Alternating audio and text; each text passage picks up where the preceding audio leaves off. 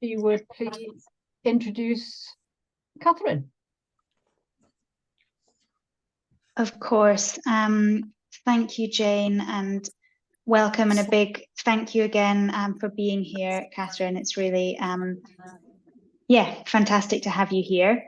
I can hear a brief echo. Maybe that's just somebody unmuted.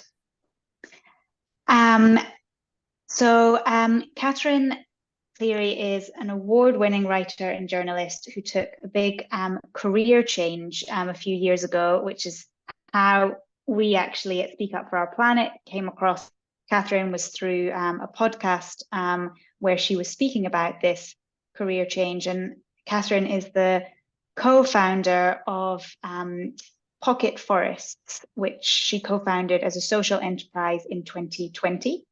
And Pocket Forests, Catherine will speak about, and it focuses on regenerating soil and growing native trees and shrubs in small spaces, connecting to nature even when you're in the middle of a city, as Catherine is herself, and really realizing that we can create pockets of nature on our doorsteps and beauty in our cities. So yeah, thanks so much, Catherine, and I will hand over to you to tell us more.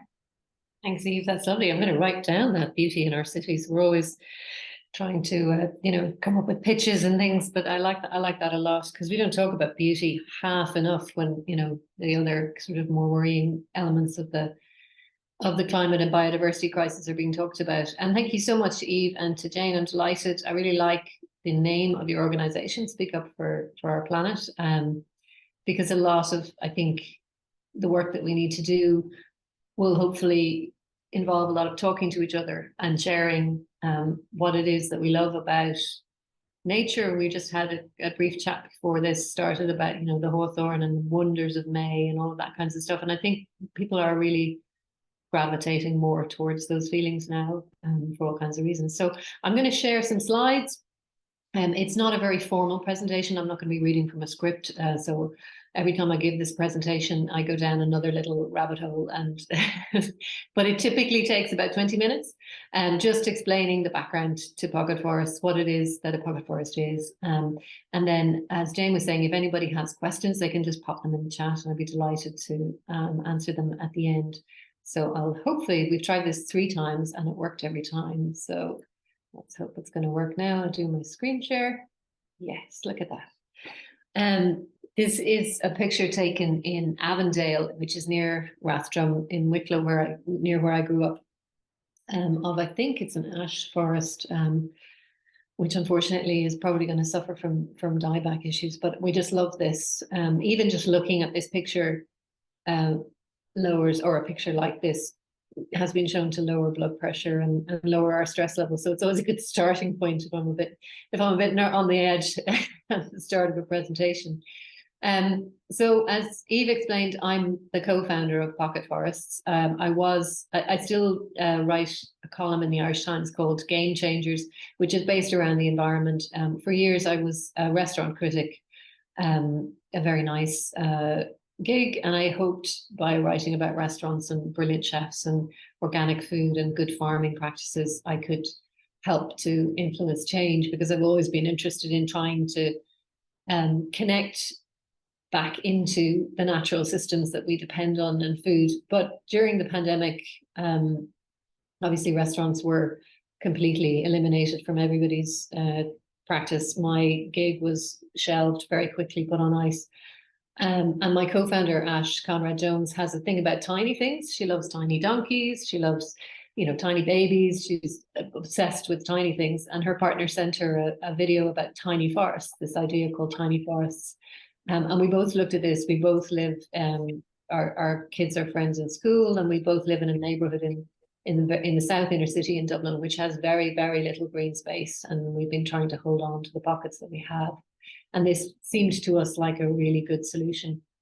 And again, because it was the pandemic and everything was thrown up in the air, and it's so in some ways it's easy to forget that time, but it was very intense. And some of that second figure, about 4 in 5 people in Ireland, and I'm sure it can be replicated in other countries, was an an Environmental Protection Agency study around the time of the pandemic, because what people saw was this great rush to parks and beaches and sea swimming, and when everything else seemed to be broken, nature was still working. It was this time of the year, things were coming back in. We had a lovely, sunny, warm April, unlike this year's April. And that seemed to be a real balm to people during the pandemic. And we are in this awful climate and ecological emergency. We are in an extinction phase, killing things, extracting things, treating the planet like it's a single-use planet, but there isn't another one. And then also that social justice element to things, that those parts of Dublin in particular that are least green are typically the parts that have the lower socioeconomic groups living there. Poorer people have poorer neighborhoods when it comes to green space. So for all those reasons, we loved the tiny forest model. And this was our green space. There's been some studies done about what is the recommended amount of green space. We have this on the slide. Actually, I need to update this slide. It's not an official WHO, the World Health Organization recommendation, but it is a study that was done in Italy, I think, looking at a minimum recommendation of 9 square meters per person. Dublin is actually a very green city. We have Phoenix Park and we have lots of large parks. So I think the average across the city is really generous. It's something like 30 square meters per person. But then when you get to the inner city, where populations have been growing, people are being moving back in to live in apartments, it suddenly drops off a cliff, and we are really, really nature deprived where we live. This is my colleague Amy, is Dutch, so she was very helpful in the pronunciation. He's Professor Cecil Konijnendijk, and Konijnen is Dutch for rabbit, I think, which is similar to the Irish, which is quinine. So Cecil Rabbit Dyke, he's an urban forestry expert in British Columbia University, which is a real centre of excellence for forestry. I'm not sure if you can see the figures on the right side. I think the pictures might be down the side, but it's 330, 300. Which is easy enough to remember. And when actually I should fix this slide and move those figures over, but they do look like a little tree when you put them 330, 300. So that what is 330, 300? It's his recommendation for urban greening. So he said, and it's something you can look at yourself wherever you are. Can you see 3 trees from your window? I'm currently on Thomas Street in Dublin, right beside the Guinness Brewery, and I can see 0 trees from my window. Is there 30% tree canopy in every neighborhood? It's probably not going to be that much in many parts of cities. And is everybody living 300 meters from a high quality green space? Again, that very much depends on where you live. So there's also a growing problem, and this has really grown since 2020, when we came across this tiny forest model of street trees and how we plant trees in cities. So we tend to plant trees as a lone tree, as you can see, this poor unfortunate tree. I like the stop sign. I think there's a message there. Stop planting trees like this. A lone tree planted into ground that probably had very little done to it, and left. And that tree is a victim of the drought. Last summer, we had about 3 weeks of very hot, dry weather, which is unusual for Dublin. And a lot of street trees really suffered. And these hard surfaces that we pave our cities with for cars are causing huge problems with flooding, because the water is rushing into our waste treatment systems in the downpours that we're becoming very familiar with. So opening up ground to, first of all, bring the soil back to life, and then plant groups of trees, communities of trees. I mean, that's what a pocket forest is at its heart. It's a community of plants, because nature doesn't really do lone trees. A tree on its own in a natural setting with nothing grazing or spraying or mowing around it will very quickly become a small forest itself, because other trees will seed, whether it's the tree itself seeding seedlings around it or other seeds being brought in by animals or with the wind. If we leave, that we're in the middle of no mow May. I don't know if that's a thing in your part of the world, but it's suggesting people don't mow there. Yeah, no mow May. So if no mow May becomes no mow ever, first of all, you get the wildflowers and the grasses and everything else. And then pretty much, after that, you get small trees coming. So our soil, even in cities, really wants to be a forest. And I think once we start to go with that flow in small areas, we don't have to forest the whole city, although maybe someday we might do that and we might all be much happier. And there are some super ambitious cities who are thinking of doing just that. But yes, it is a very new way of planting trees, a pocket forest. So what is a pocket forest? Well, it's a densely planted area. So instead of that lone tree, which is typically a semi-mature tree because it's felt that a 1 or 2 year old tree is too small to survive, the attentions of bored teenagers in a city. So typically it's that chunky 10 or 15-year-old tree, 2 to 3 meters tall, taken from a nursery where it's been growing happily in a row for years and put into a city street. A pocket forest is a different idea in that it's based on, the initial idea came from a Japanese botanist in the 1970s called Akira Miyawaki, and he lived until his 90s. He just died last year, but he loved Japan is an incredibly forested country, but it's also incredibly urban, and he wanted to bring the forest that he loved into urban areas. So he looked at the makeup of a forest, it being a tall canopy tree, lower canopy tree, an understory, a shrub layer, and then a ground cover layer. And you can also have a climbing layer in between that, and below the soil again is a whole other series of layers. And he said, I think it's possible to recreate this all in one go. It's obviously a version of a forest rather than a naturally generated forest. But he came up with a planting method where you survey what would be growing naturally if the area of the city wasn't paved or worked on. And you recreate that by planting it all in one go at a very young stage, 1 or 2 year old trees. And they very quickly become a community. So his method was called Tiny Forest by an Indian car engineer who was working on a Miyawaki forest as part of his work with his car factory. And again, he fell in love with this idea of being able to take, almost like a pop-up book, take a forest and bring it into a city. And all of the benefits that we get from that are, multiple in all kinds of ways. So we looked at the tiny forest model, and because it was pandemic, we were lucky enough to be able to talk to the Dutch group IVN, who are a wonderful environmental group based in the Netherlands. And Dan, who runs that project, was so helpful. And he had brought Shubhendu, the Indian engineer, to the Netherlands to put these forests into Europe to see did they work. Obviously, they're working in very different weather conditions, very different range of plants, but would they work in Northern Europe, where, unlike India, where I think they have 2,500 native plants, we have probably 30 or so trees and shrubs that are native to this part of the world. So lo and behold, it did work really beautifully. The one thing that we didn't want to do as part of the tiny forest model was to dig out a lot of soil. And I think that's changing even with the tiny forest model now. Firstly, because it was very expensive. The first tiny forest they did in the Netherlands cost €36,000 for a tennis court size forest.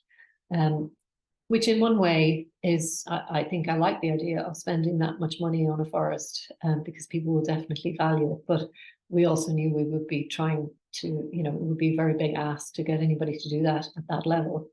So we looked at what we could do to the soil before we planted the trees that would make it better for the trees to get a good start in.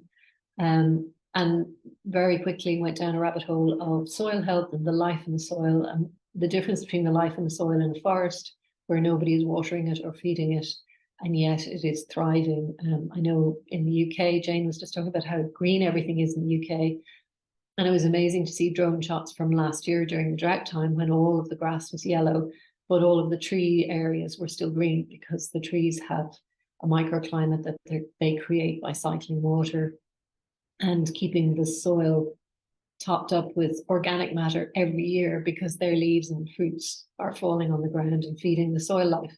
So almost half our work is really regenerating soil in communities where we'll go in and 3 or 4 months before we plant any trees, we'll spend some time mulching the ground. It's typically just a grass area. We don't want to go in and clear anything that's already growing there just to put in our perfect forest. So, we want something that's pretty nature deprived to begin with. So the half of the time is spent on the soil. And then we plant the young native trees close together in the wintertime in bare root season. And then this time of the year, they all begin to leaf up, and we all shout hooray, because it's always a thrill to see a forest that you've planted like some dead sticks becoming this beautiful kind of leafy waving thicket of life, and you know, it's a big thrill. We love working with residence groups and communities. Obviously, we need permission to plant on shared areas of land. So we typically have to get a local authority to agree to that. But the idea is to bring the residents together. So it's a placemaking and a co-creation project as well. It's a really great way to get to know neighbours in a new housing estate where, you know, maybe there's some very sterile landscaping has been done. So getting people out together to plant. We had a ukulele band with us in one of the last projects we were doing in a family resource centre, which was brilliant. So people love working, you know, it's a wonderful way to get to know somebody, I think, to work alongside them. We aerate with garden forks. We, you know, literally just get air down into the soil. We feed the soil with good compost, compost that's coming from a compost maker rather than a garden centre. And we use repurposed materials like cardboard. There's a lot of waste that is created by a city, which actually can be put back into the soil to create these lovely havens. And then part of the follow-on then is to go back, and if these forests are in small places, we can give some pruning instructions on keeping the trees in smaller sizes, but ideally the trees will just take off and there isn't a lot of maintenance to be done. And it's one of the big questions that the local authorities have with us. Our own local authority is very wary of us because they think we're going to leave them with lots of overgrown trees that they don't know what to do with. But that's not really how it works. It's a rewilding project. It's an urban rewilding project, really. Hopefully bringing beauty into cities, a different kind of beauty from what we're used to in very manicured and controlled areas, but it is happening at scale, and there are plenty of spaces to do all of the things we all still love. You know, the beautiful manicured garden park can be there, but a corner of it or a side area of it or a hedgerow of it can be these native trees and shrubs doing their own thing and providing incredible habitat for birds and animals and soil life.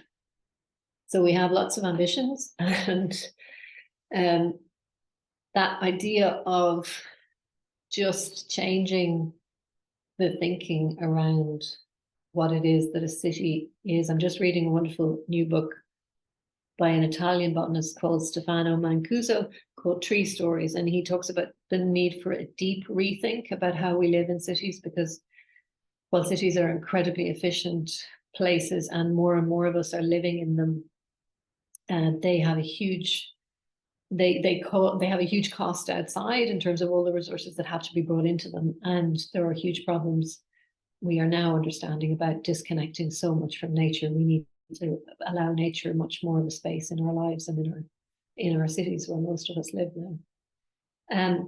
So this is our soil preparation stage with a family resource centre in Artane. And it's a lot of woody material. Again, the woody material brings in the bacteria, the fungal life into the soil. Grass typically is a bacterial soil, but the fungal life that breaks down woody materials in a forest will also allow the trees to communicate with each other through their root systems. So we put a lot of wood on the ground, cardboard. We reuse coffee sacks as well, because they're a waste material from coffee roasters, and they break down really well, as long as there are a couple that have plastic in them, but most of them are completely compostable. So we use them as a little border, or sometimes we'll use logs and things as well. And we were just in a forest this morning in a school, and I lifted a log just to see what was underneath. And you just see this whole universe. There was a little ant colony. There were tiny, tiny threads of the beginnings of mycelium networks and wood lice under there as well. So, you know, this is something that was just grass and, you know, very much fewer living things in it until then. This is the team. So Amy in the middle and Ash is the co-founder. Amy joined us at the start of last year. And we all work part-time. But having 3 people who really believe in it and really want it to thrive has become, you know, it's a big part of trying to change the mindset and believing in what we're doing, and always testing what we're doing as well to make sure that we're not doing the wrong thing. These are our numbers. I think we probably need to update the slide to about 2,500 native trees, which isn't very much in you know, big landscape terms. If you're planting a rural native woodland, you would plant 2,500 trees per hectare. So, you know, there would be many, many thousands of trees being planted in a farm. But to get these trees into city areas is really important, because they aren't there at the moment. And that voluntary kind of help that we get from either school children in schools, teachers, or residents is really great as well, because again, we hope that they can have the benefits of having that ecosystem on their doorstep and being able to just go and check in on it, see what's happening at this time of the year, or, you know, when everything starts to change color. Sorry, as I get a little tickle in my throat. So these are some of our projects. This is one of our local authority flat complexes. And again, this is a perfect example of a strip of grass that somebody designed many, many years ago. It's been mowed for years. Nobody's using it for anything. It's just something that has to be mowed joylessly. So we put a linear kind of hedgerow forest in there and did some raised beds with potatoes. And each time we work in this flat complex, we have a group of kids who all know what we are doing, and they can teach other kids who might not have been involved in the last session. So that's really great. It's really great to see them becoming experts as well, because we're not really experts. The plants are the experts in this whole thing. Sorry, I'm going to cough off screen. There we go.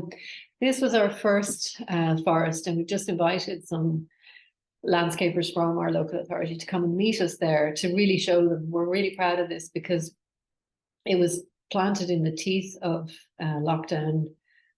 We had done the soil preparation with students, but they were all at home when the trees were planted. So it was a real leap of faith on behalf of the school to let us do it, and also on behalf of us to say, let's get this model started and see what happens with it. So that's after 2 growing seasons, and you can see that it's already becoming quite forest-like on a small scale, even in that short time. So hopefully, we've been back recently, not in the last few weeks, but it's so exciting to see what's happening there and what's blossoming and what's coming back to life again. And there was a fox who lived quite close to where we were planting and has now moved their den into the forest, which is brilliant. We're so thrilled about that. Hopefully not killing too many birds that come to the trees, but it's a season. We actually visited this school this morning. It's right beside where I live. And this is really a prime example. I think it's one of our favorite ones, although it's so tiny. It's really just the size of a single car parking space, our 6 square meter area. And it was a complete nothing space covered in gravel. The girls cleared off the gravel we planted. And the trees are now, you know, good 2-3 meters tall. There's so much going on in there, blossom and bees, and there's a little hedgerow, a hazel and hawthorn hedgerow beside that as well, which is beautiful and so simple to do. And this was, we did some work with private gardens. So this again, it will just give you that idea of how these can be put into areas that are being mown. Maybe not in May, hopefully, but you know, at other times of the year, if there is that feeling that you want playing space. This is a lovely couple who had 2 small boys, you know, so there's plenty of space to kick a football around, but in the middle of it, they have this lovely, very dense area of trees and shrubs.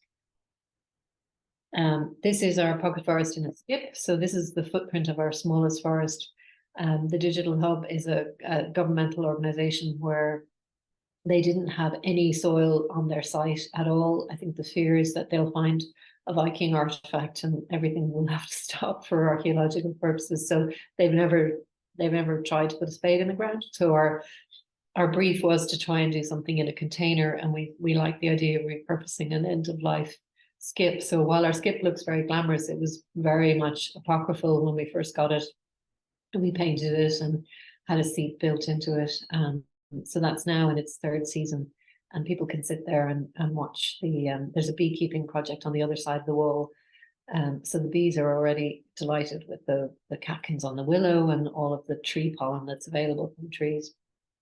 And we do workshops there with people in the city about composting and planting trees. So we're hoping next winter to do some pocket forest workshops where we will get people along and show them in a very simple way what to do, and then give them everything they need to go home and put a pocket forest in their own garden. Because the hope is that there can be a mosaic of habitat created. Most of Dublin's trees are actually in people's gardens rather than as street trees. So, while we still might be up against the local authority worries about the maintenance costs in terms of getting these into street areas, I think if we get them into gardens, then that's better than that can almost be better than being on the street, because you're creating the habitat and allowing them to thrive.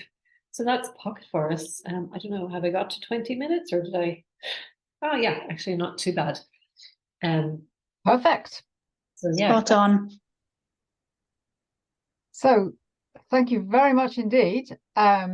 We have got lots of questions. So if you take down your screen, then we'll be able to see everyone. Yeah. Perfect. Or you have the choice of being able to see everyone. Standard view gallery. Right. So, Eve, can you and I share this looking at the chat bit? Yeah. So that was my question. I'll leave that for a minute. That was just a little story. How do you find new sites for forests? Yeah, that's the big question.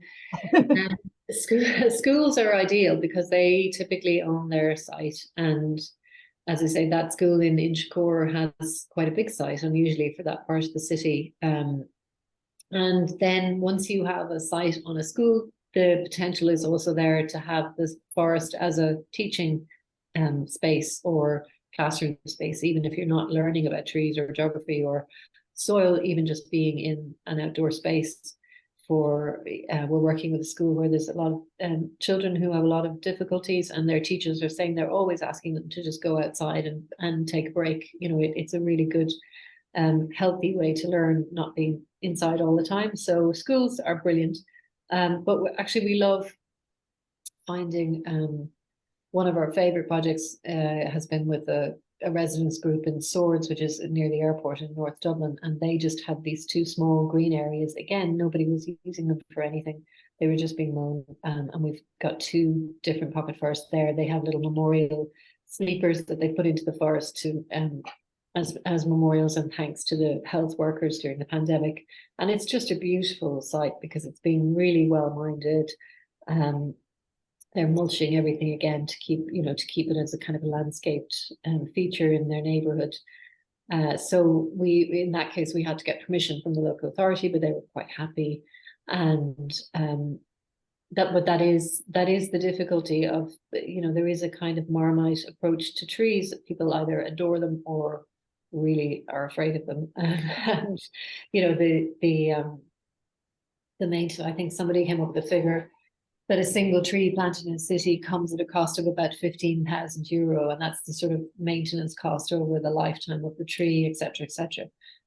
So obviously, if we're coming in and we plant 3 trees per square meter. So in our largest forest, there's 150 trees. So if you're, that's mind blowing if somebody's calculating it at 15 grand a tree, but that's not what these forests are. They're much lower maintenance. They're actually an ecosystem that is self-maintaining after 2 or 3 years.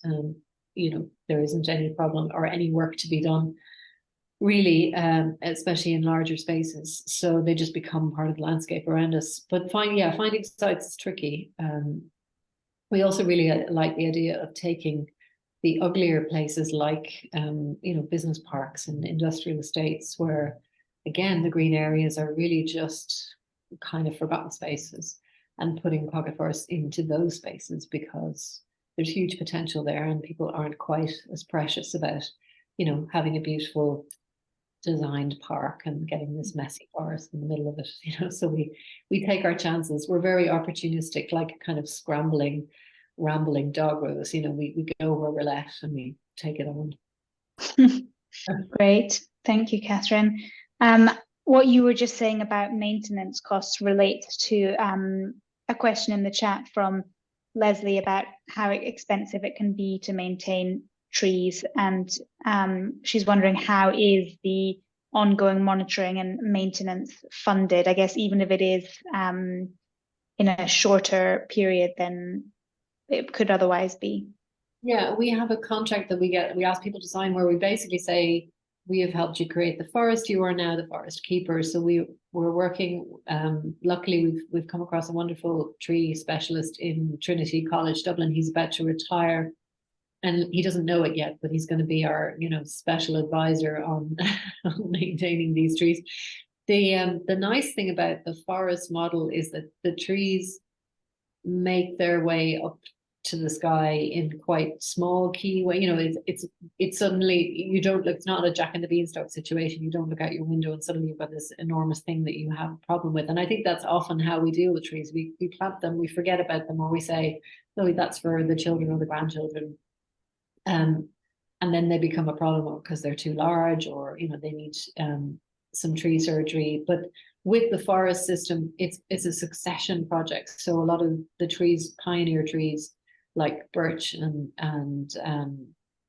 alder and the smaller trees that are surrounding. So in our larger areas where we have the space, we would plant some oaks and some Scots pine. So if we have a time machine and can come back in 100 years, it's probably going to be the oaks and the Scots pine that are there, with maybe a few, of those smaller species around them. So it's a kind of a succession project. It's also hopefully injecting a seed bank into an area. So as we just let go of that controlling thing that we have about landscaping and urban landscaping and allow more areas to become wilder, these trees, even if it's only a small pocket of them, will hopefully be able to seed themselves around those areas. So yes, if you want your tree to be a manicured lone urban tree, there is an element of maintenance in that, but there isn't really an element of maintenance in allowing a forest to happen in an area where it's suitable, but it's not impinging on somebody's view or overhead wires or underground pipes. Interesting. That leads nicely into a question from Frank. Have you found any particular combinations of species that work well together in pocket forests? Yeah, with the help of IVN, they were doing what they called a toonie forest, and toonie is Dutch for garden forest. So they, working with a nursery, and there's a lot of similarity between the native trees that would be native to the Netherlands and native to our island. So they had chosen species that can be, it's called formative pruning. So the pruning happens very likely every winter season. Small branches are taken off, a clear stem is created, and then the tree is topped at a certain height. So that tree doesn't become, it never really grows to its full size. And for very small gardens, including my own, which is tiny, that's what I'm doing with my trees. So it means that I have 12 trees, I think, at the moment in an area that's not much bigger than this office, but none of them are going to be growing to their full potential. So that's that kind of informed our choice of species. So there are trees like rowan trees, crab apples, cherries, not necessarily. I think when we think about small trees, we think about rootstocks and tree, grafts onto rootstocks that are small. All of our trees are wild trees. They're not on rootstocks, so they're not designed to be that size, but with a little bit of maintenance in the first 5 winters, then they become small in size, and those trees are particularly suitable for those locations. In very wet areas, willows are obviously a great tree, and alders are great trees to put in. And somebody was asking recently whether, obviously in a much larger country, you are looking at what the native species are in that particular area. We've had some contact with a couple of organizations in Australia who are doing similar things. Ash is Australian, so they have a very different approach, because they have to look at what would grow naturally and then plant those specific trees. But as I say, we have very, very few native trees and shrubs in this part of the world, and they all grow pretty happily in most places. but we do choose specific ones in smaller areas to be pruned.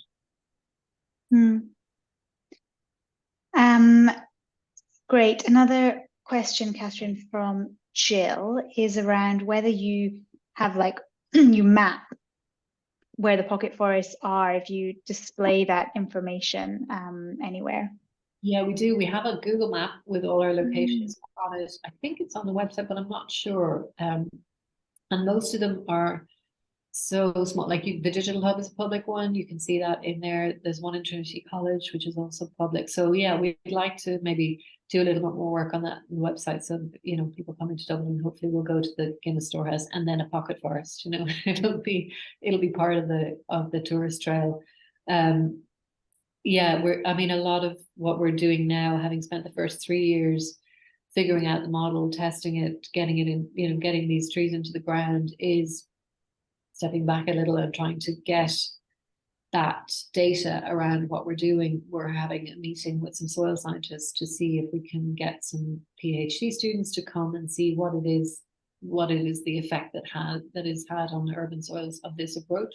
And hopefully that's going to be, we currently assess it by the number of earthworms we find. Usually it's 0 when we start, and typically it's plenty when we go back. So, but that's that's not very specific information, and we need more specific information. So we're hoping there's going to be a host of eager students who want to look at these, because they are very new. There was one study done, a citizen science project done in the Netherlands, which looked at the species biodiversity of insects coming to the forest, and they found that the tiny forest that they had planted had more insects even than an established woodland, because it had many, many more species in it.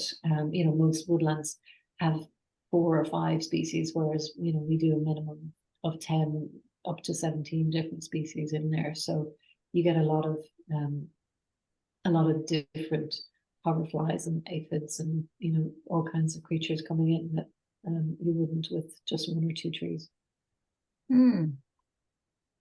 Okay, so here's an interesting question. Do you have any data again, for councils about the relative cost of mowing and maintaining grass versus putting a pocket forest and doing the much lower maintenance afterwards? I was just thinking about that today, actually, because these are pretty much, once they're there and you know, you've controlled the grass maybe for a first couple of years, the trees then do the job of controlling the grass. There is no maintenance to these.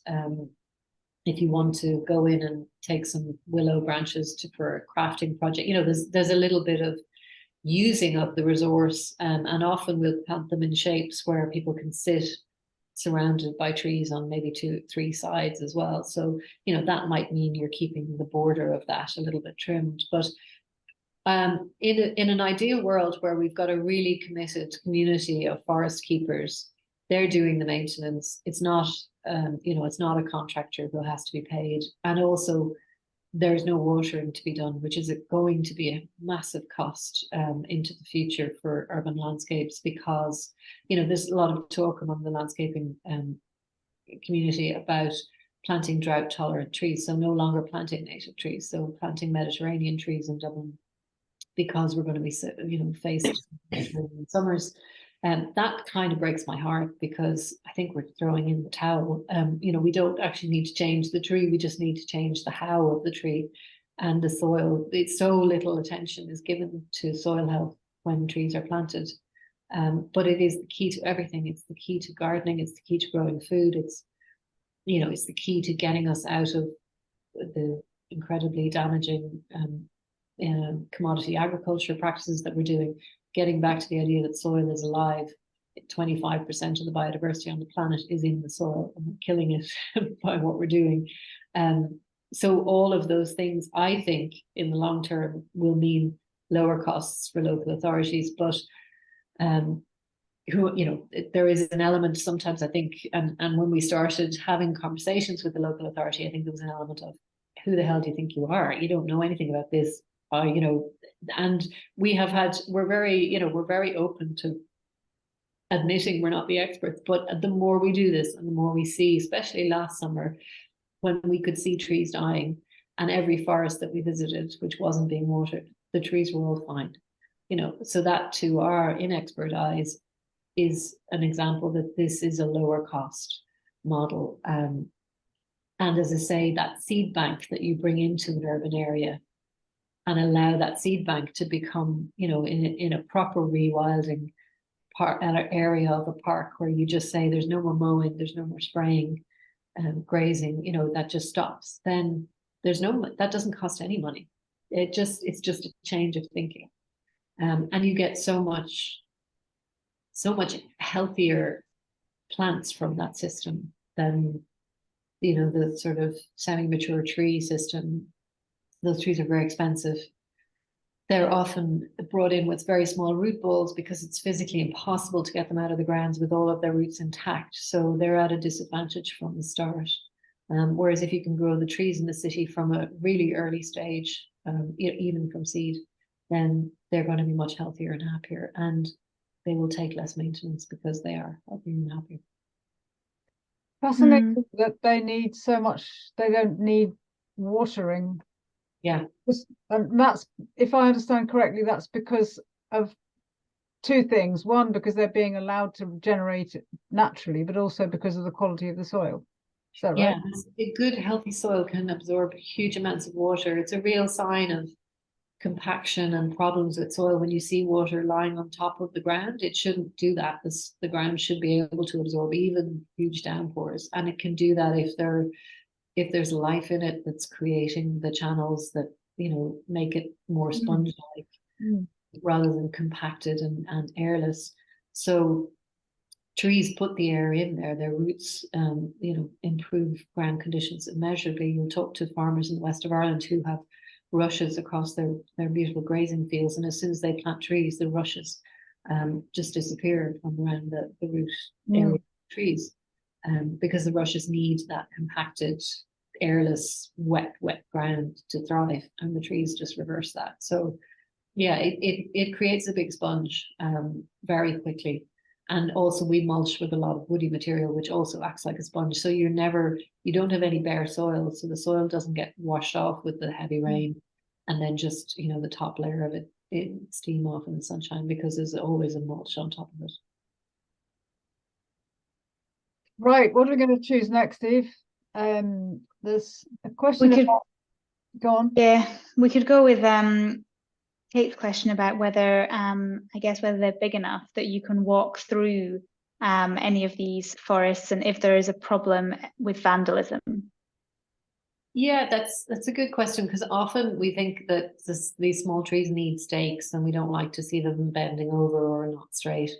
We don't stake any of the trees. We try and design them so that people can actually walk through them. And Dan in the Netherlands would talk about how, you know, the kids that they would plant with will create paths through them, and that can often cause a bit of damage. You know, we lost a tree today when we were mulching. Somebody obviously just snapped this small birch, but at the same time the roots are still in the ground and it will probably come back pretty strongly. So they're very strong trees to begin with. We have had some vandalism, not on forests, but with other plantings, where in a particularly difficult flats complex where there's a lot of open drug dealing, and we were hoping to help, you know, change the tone. That just hasn't happened. And actually, the police came in and ripped out all the trees because they were disrupting the sight lines for their cameras. So that was a bit dispiriting. And every now and again there'll be some litter that needs to be picked out of areas, but yeah, we've lost surprisingly few trees. You know, I think the feeling was you couldn't plant very small young trees in those areas because they'd be destroyed.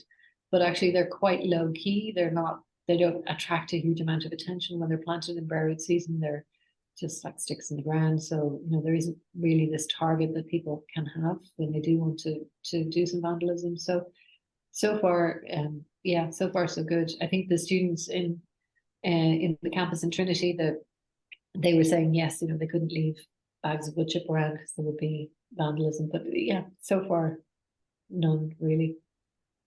I think Dan was saying they had one of their forests in the Netherlands was burnt down, was set on fire, and they just replanted it, and the trees did even better because the ashes of the previous trees were a great soil amendment. So, yeah, the nice thing is you can keep coming back and putting in new trees if there is damage done.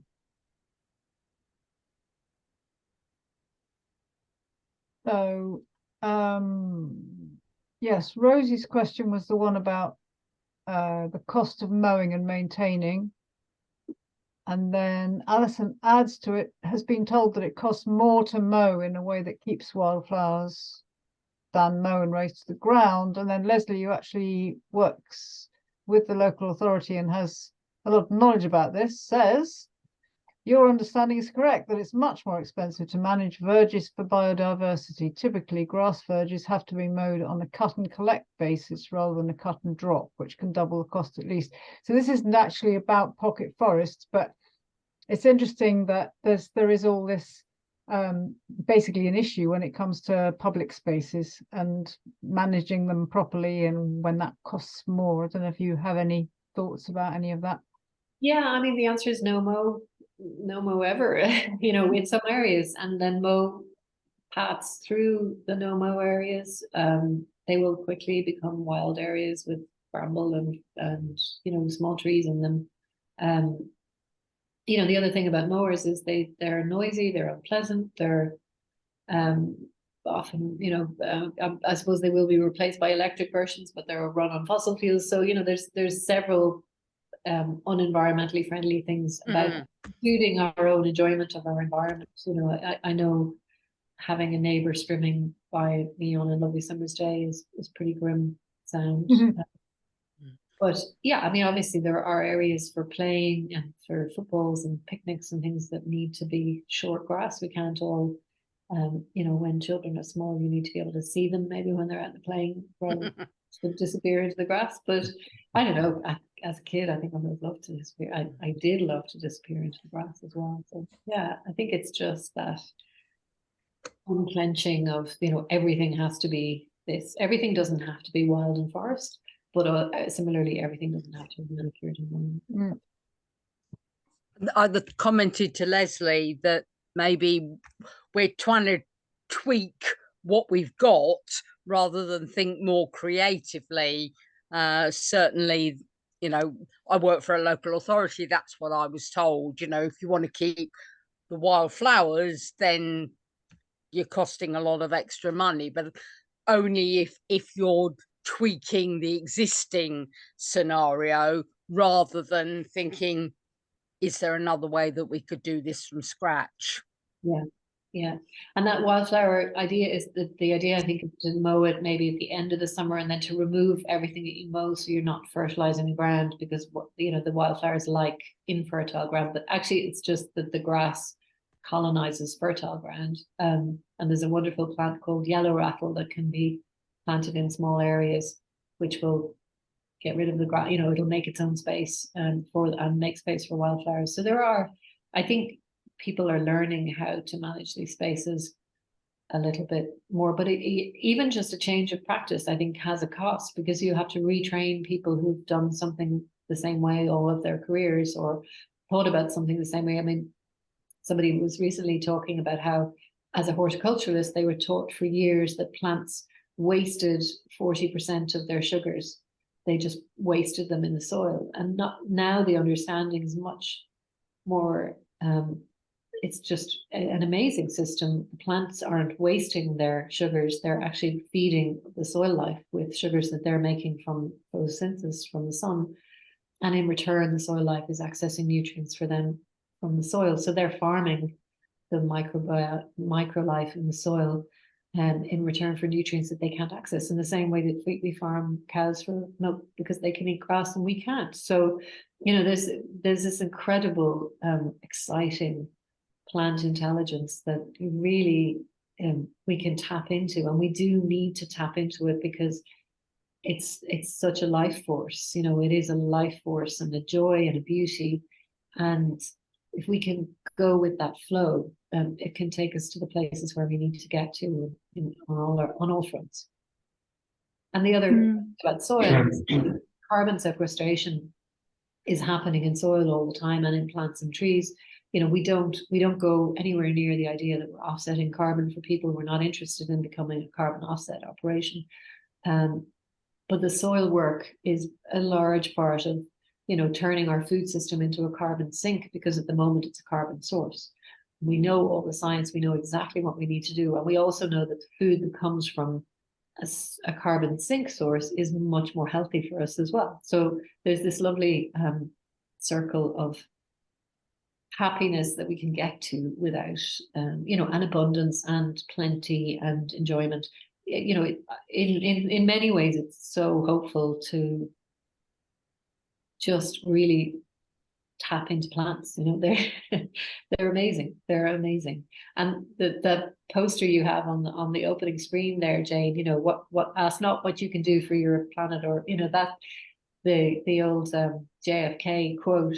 But actually, I think there's a version of that for the next stage that we're getting into. It's not either or. It's not what we can do the planet for the planet or what the planet can do for us. It's both. You know, once we start working for nature, nature starts working for us, and we get so much benefit from, and we see people getting so much benefit from being able to get their hands into the soil and plant things and see them thrive. Okay, 2 questions which I think are fairly quick, because we're only 5 minutes from time. Do you partner with an organization to supply your trees and plants? Yeah, we went to the country's largest nursery in our first growing season and got our trees from them. And then Quilcha, who are our forestry semi-state company, they supplied some trees in our second growing season. And then there's another brilliant social enterprise called Home Tree, who are based in Clare in the west of Ireland. And they are growing for the first time. They're growing trees organically because, again, it's something I had no realization of. But like any commodity product, trees are grown with lots of chemicals applied to them to get them out into the world cheaply. So Home Tree are beginning to supply us with an organic tree source with wild seed. So those trees, they haven't got all our species yet.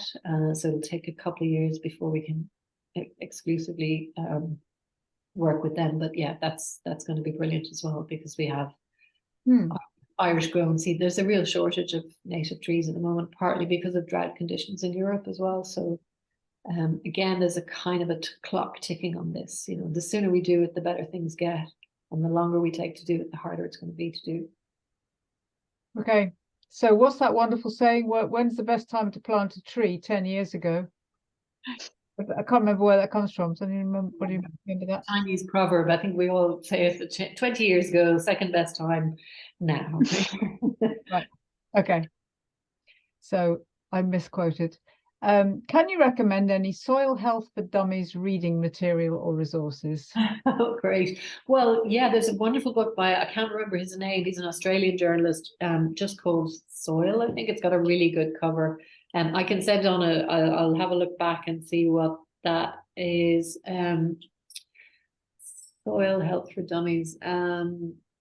Actually, a good and very interesting start is to watch Kiss the Ground on Netflix. It's a brilliant documentary about regenerative agriculture, and they talk a lot about soil health and what's in the soil. Kiss the Ground. Kiss the Ground, yeah. And it's had a huge effect on large companies looking to source ingredients from a regenerative agriculture system, which we don't really have yet, but you know, it's starting. But yeah, I'll look up that Australian journalist and I'll send you on the name if you wanted to send on to people. Great, thank you. Does anybody feel miffed that their question got ignored? Because there were 1 or 2 that I skated over a bit. One I thought was an interesting observation rather than a question. But please put your hand up, your electronic hand, if you feel I think we've ignored Kate's got her real hand up. No, it was just yours at the beginning, Jane. How long do you wait after mulching and before planting trees? I was quite interested in that. Okay. Thank It you. depends on the time. So if we're mulching in, you know, September and it's a nice warm month, and you know, because obviously soil life is temperature dependent as well. So that can, you know, if you get a nice warm September, 6 weeks later, but then the trees aren't tending to become available until December now because we're getting very mild autumns. They have to be dormant when they're lifted from the nurseries. So bare root season used to be November to March, and it's now December to April, really, because we're getting mild autumns and cold springs. But yeah, we've found anywhere between 6 weeks and 3 months is nice because it gives the soil conditions a chance to begin to change. I mean, we're not going to transform things in that time, especially with a lot of what we're dealing with is really just a light level of topsoil and then builder's rubble underneath it. You know, it's really it's astonishing how much builder's rubble we find buried under lawns. And actually the trees are very happy with that because they're used to stony areas, but they do need a little bit of help before, and even people to plant them need a little bit of help to get the ground. So yeah, 3 months is a nice amount of time, and it's something you can do with your own garden, even if you want to move some of your lawn into being a bed. It doesn't have to be for a pocket forest, it could be for a perennial bed. You know, you just mulch, put lots of organic matter on it, and then the grass that dies under the cardboard becomes part of the food for the plants that you're planting. Then you know, you're not taking it off, which is backbreaking and also wasteful, and throwing it away or getting rid of it from your garden. You're just keeping everything in the loop. That is really interesting. So we've been doing it wrong all these years. Well, differently. There's no wrong. I did see another hand up, but it's gone. Yeah, it was me. Okay. Which was about the comment about having looked at the beautiful green with all the lovely wild flowers in it yesterday, and then coming back today and thinking they've beaten me to it. I was going to write to the parish council and say, can you not mow the green, please? And now they've done it. But, you know, maybe there's a lesson for all of us about approaching local councils and saying, write to them now for next year. Exactly. Plan it way ahead. Yeah. I mean, I'm going to drop them a line and saying, you know, what a shame, bearing in mind no mow May. That it's happened. Can we put it in the diary for next year that we don't? I mean, unfortunately, I'm the pain in their side who keep saying, can they chop the bushes that grow to 6 foot tall and block the light out of everybody's windows? Can we keep the grass and the wildflowers and get rid of the buddleia? So I want it both ways. Yeah, well, I have to find a balance somewhere. Definitely. Catherine, so much information, absolutely fascinating. Thank you very much indeed. And I keep thinking about people I must tell about to watch this video, because there's so much here for anybody who's really interested in allowing nature to do its thing. I keep being struck over and over again how much cleverer than us nature is, and how if only we'd let it do its own thing, it would do it. Yeah. And just giving it a little bit of help as you do with, you know, some mulching and some intelligent planting, and it just takes it away, doesn't it? Yeah, it really is. And you can do it in your garden. You can get your hands on native plants, put them in your garden. You'll be amazed. I mean, I've never been a brilliant gardener. I've been a failed gardener on many fronts, failed allotment keeper. But it's not about me. I'm not the expert here. The plants are really the expert, and they just fly once you give them the right conditions. So good luck with all your future pocket forests. Thank you. And we'll publish the address of the website and encourage everybody to watch this, and we'll pass on the message to people who are interested in building communities and all that kind of thing. There are so many different types of people who might be interested. So that makes me think, if, for example, somebody popped up and said, oh yes, you know, we're really interested, we'd like to start a pocket forest, can they contact you? Is there somewhere that they can look for information? What would be the best way for us to encourage?